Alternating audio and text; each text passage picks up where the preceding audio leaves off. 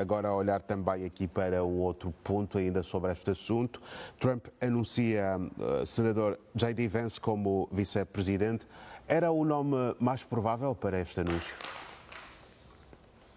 Pelo menos do ponto de vista mediático, nem tanto assim, não é? As vozes mais sonantes eram dos republicanos mais conhecidos, né? Como Scott, como Rubio, Marco Rubio e tantos outros, muitos depois até foram seus oponentes durante a primeira corrida presidencial.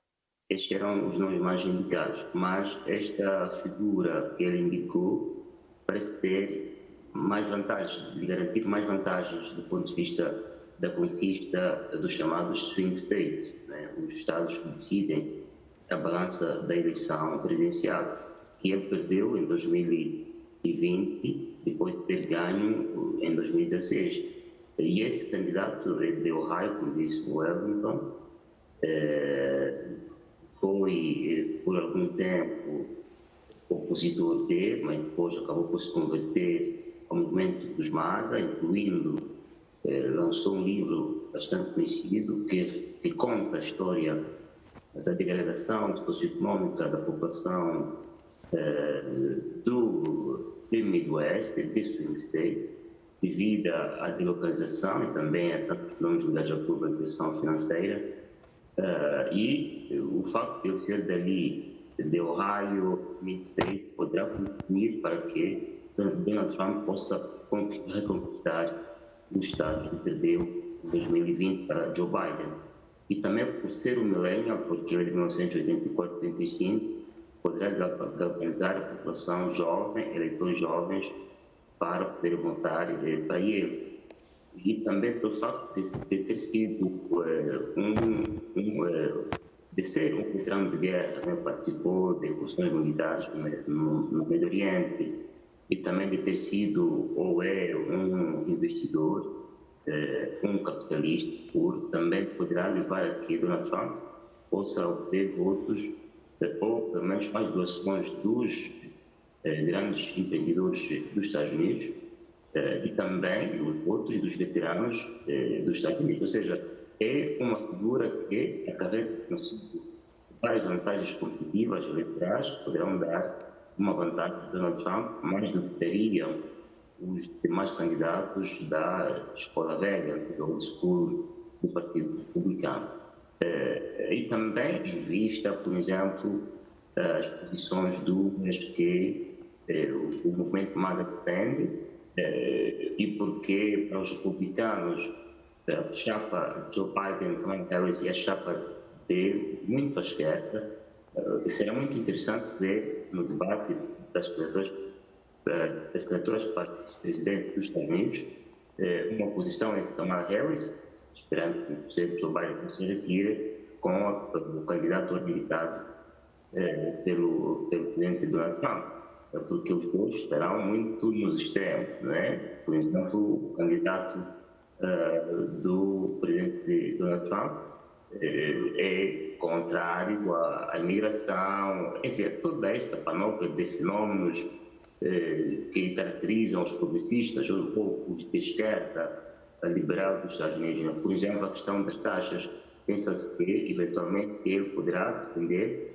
a redução das taxas, e mesmo a reação da chapa democrata já reagiu, dizendo que chapa vence Trump poderá contribuir, poderá defender o aumento de mais taxas contra as classes mais pobres.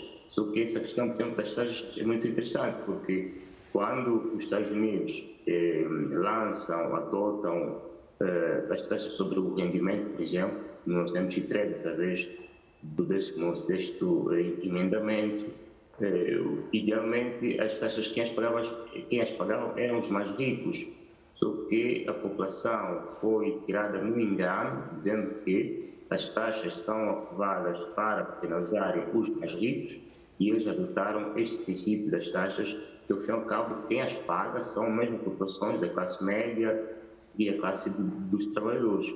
E a redução das taxas, ao fim e ao cabo, só virá mais uma vez confirmar a posição histórica dos ricos serem contrários à taxação, sobretudo se for muito elevada, aprovada pelo governo dos Estados Unidos. Ou seja, é uma chapa que será interessante ver o confronto ideológico dos valores, dos princípios que será colocado no campo na altura do debate para os vice-presidentes, mas no cômputo geral, este candidato perante o presidente Donald Trump uma vantagem competitiva maior do que ele teria se escolhido por outro candidato.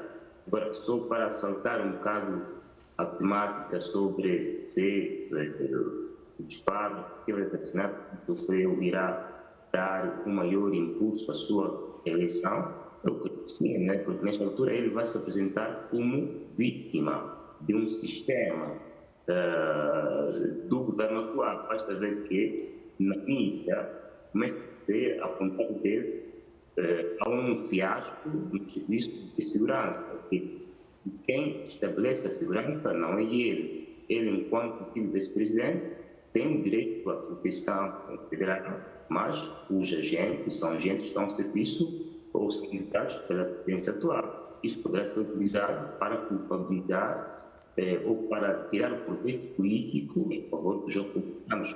Isso irá galvanizar, se não toda a população dos Estados Unidos, pelo menos a base dos republicanos. Aquela base que eventualmente estava reticente se ele poderia ou não ser candidato ideal, com este atentado à sua vida e com o posicionamento político que for feito, poderá galvanizar a base republicana para dar apoio incontestável a Donald Trump e consagrá-lo vencedor. Depois também os apoios, até os apoios institucionais de solidariedade que ele recebeu de várias partes da população dos Estados Unidos, entre funcionários, bilionários de vários setores, também vem mostrar que este atentado é quase que um penalti.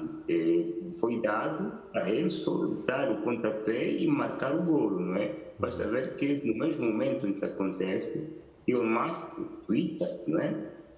Dizendo que ele agora sim vai apoiar completamente Donald Trump.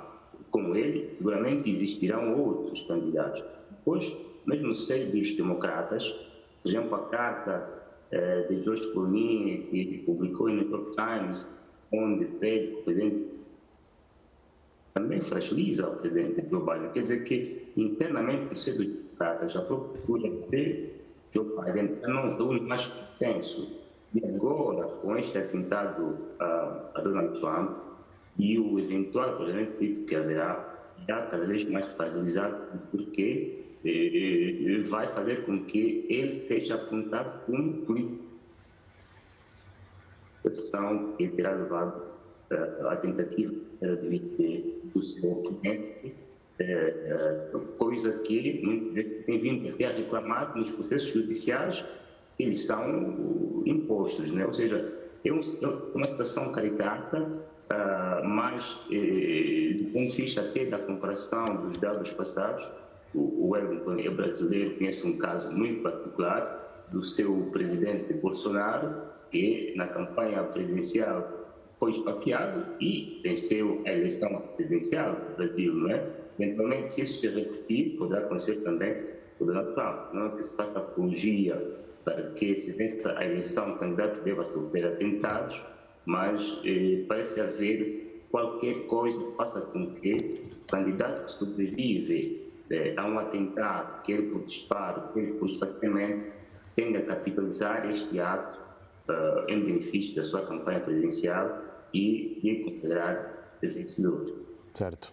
Então, muito rápido, em um minuto mesmo, Trump já foi oficializado como candidato às eleições presidenciais, também já anunciou o senador J.D. Vance como vice-presidente. Que outros assuntos, digamos, principais é que se espera que acabem por dominar esta Convenção Nacional Republicana que hoje arrancou? Bem, as convenções servem para reconfirmar o candidato, não é? O candidato de qualquer dos partidos como aquele que foi indicado para representar o partido nas eleições presidenciais. E o presidente Donald Trump ultrapassou a chapa dos 1.250 delegados. Nesta convenção, ele vai com mais de 2.500 delegados e eles vão confirmar como candidato dos republicanos.